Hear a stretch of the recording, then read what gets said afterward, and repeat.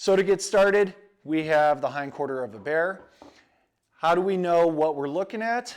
Well, we know where we pulled it from the animal, and what we have is the anterior side. We know it's the anterior side because of this right here. This is the kneecap of the bear. Just like the kneecap on you is facing forward, the kneecap of the bear is facing forward. So this bear will be facing that way. With that being said, this is the ball joint that attaches to the hip. So it goes in like that, so that animal is able to ambulate. So we have anterior portion of the hind quarter. We have the medial portion of the hind quarter. Now these are important to note whether you're medial, lateral, anterior, or posterior, because there's certain muscles that are found on the medial that are not found on the lateral, etc., etc. So anterior because of the kneecap, medial because of the ball of the femur. Now if we turn it around and have that bear facing that way, we no longer see the ball of the femur. So the body of this bear is here, it's facing that way, and we are on the lateral side of the bear. So some things you're going to find on a bear are very similar to other animals that might be more commonly harvested that you find all around, elk, deer, etc. We're going to take a sirloin roast. The sirloin roast sits on the anterior portion of the hind quarter, up near the femur. It's this big muscle group right there.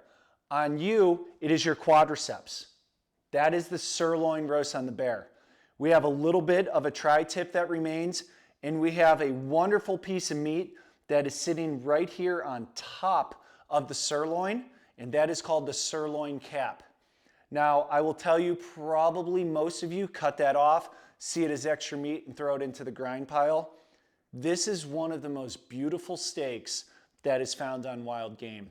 It's full of flavor, it's extremely juicy, it's absolutely wonderful.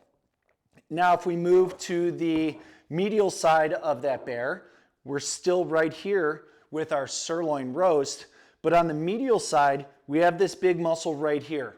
That is the top round. Top round is on the medial side, and if we turn the bear so it's facing that way, now we're at the lateral side. This muscle right here is the bottom round. It's important to differentiate between the top round and the bottom round because they have completely different textures and completely different flavors. It's our experience that the bottom round has a more gamey flavor as well as being less tender, still tender, but less tender than the top round. The top round can definitely be utilized as steaks. The bottom round, it's fine as a steak, but this is the meat that you want to think about to maybe make your whole muscle jerkies, to maybe cut thin and pound to make some sort of breaded meat with a gravy or something along those lines. So we have the bottom round, and how are you going to remember that the bottom round is on the lateral aspect and the top round is on the medial? It's even hard for me, so I use a mnemonic or a memory device.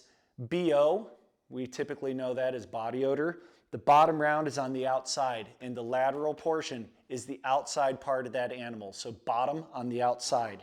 Separating that bottom round and that top round is a wonderful piece of meat called the eye of round. Now the eye of round, many people compare it to the tenderloin. Right? It is flavorful, it's tender, it's fantastic put on the smoker and then seared, breaded, however you want to do it. It's an absolutely gorgeous piece of meat. So that's all of the upper hind quarter of the animal. We get to the lower hind quarter of the animal. This is what is referred to as the shank. Now, most of the meat that is found on the shank is suitable for a grind pile. Okay? So you might want to cut that off, take it off the bone, and throw it into your grind pile. We advocate, if you've never done it before, taking that and freezing it or preserving it whole and putting it into the crock pot as a whole muscle. It makes a wonderful shredded meat. You could take it even a step farther and test your culinary skills and cut it into 2-inch portions and make ossobuco out of it. You could even keep the bulk of that muscle right there, thin it out, put it on the smoker to your desired level of doneness, and then put it in the crock pot with some spices and some gravy and make a wonderful birria out of it. So those are some options to do with shank meat besides cutting it off and throwing it into the grind. With that being said, definitely do not overlook the quality of ground bear meat.